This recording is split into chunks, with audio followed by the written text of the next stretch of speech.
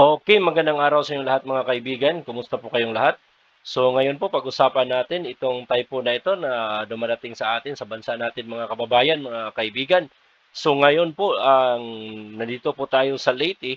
So ngayon makikita natin na malakas na po yung ulan ngayon mga kaibigan. So sa lakas ng ulan ngayon, makikita natin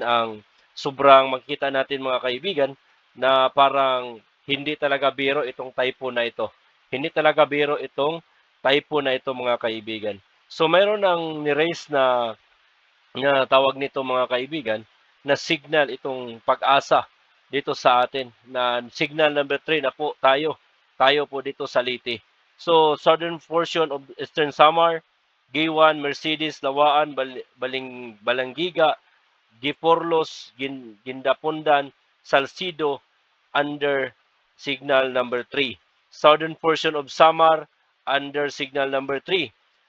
Central southern portion of Leyte, example Ormoc City, Baybay City, Hilongos at signal number 3. Eastern portion of Bohol including Ubay, Trinidad, signal number 3. Sa Dinagat Island including Siargao, Bukas Grande Island, under high alert windstorm surge risk. So malakas talaga yung bagyo na ito mga kaibigan at pakinggan natin ang news nito mula sa ANC. Wind signal number 2 is in effect in 16 areas, while signal number 1 is hoisted in 27 localities across southern Luzon, Visayas, and Mindanao. At 10 a.m. today, Typhoon Tino was located 285 kilometers east-southeast of Giwan, Eastern Samar, with maximum winds of 120 kilometers per hour and gustiness up to 150 kilometers per hour. Okay, nakikita niyo mga kaibigan, mga kababayan, sa oras na ito na binobroadcast natin ito, napakalakas na ng bagyo natin dito sa ating area po kung saan po tayo naroroon. Dito po tayo sa Leyte at umaabot ng 120 to 150 per hour po mga kaibigan ang lakas ng bagyong ito. So mag-ingat po kayo, tayong lahat, mag-ingat po tayo at hindi huwag kalimutan magdasal para po mga kaibigan na malaging safety po tayo. Isi-safety tayo sa ating puong may kapal. Okay, so makikita natin mga kaibigan, ibibigyo natin yung video na ito. It is currently moving west-southwestward at 25 kilometers per hour. Tino may intensify further before making landfall at or near peak intensity of 150 to 165 kilometers per hour winds over the vicinity of southern eastern Samar, Leyte, southern Leyte, or Dinagat Islands. It's a very, very close area. Late Monday or early Tuesday. Pag-asa, however, is not ruling out further intensification into a super typhoon prior to landfall.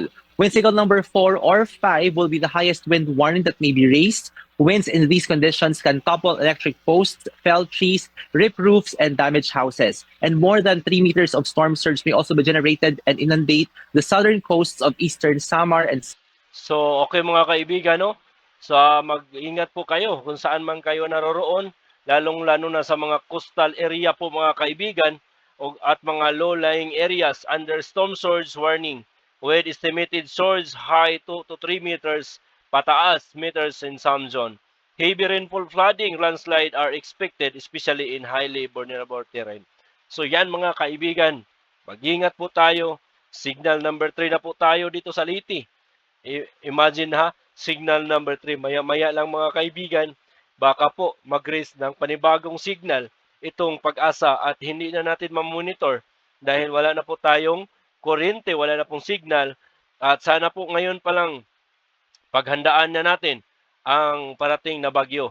So, keep safe po kayong lahat mga kababayan, mga kaibigan at please monitor po sa ating mga broadcast sa ating mga kababayan natin. ABS-CBN News, dito po sa ANC at saka sa Pag-asa sa lahat ng nagmomonitor sa lagay ng panahon natin ngayon. Ito ay yung isang kaibigan, Kuya Dudes, magandang hapon sa inyong lahat at sana po ay nasa mabuti po tayong kalagayan sa paglipas ng bagyong ito.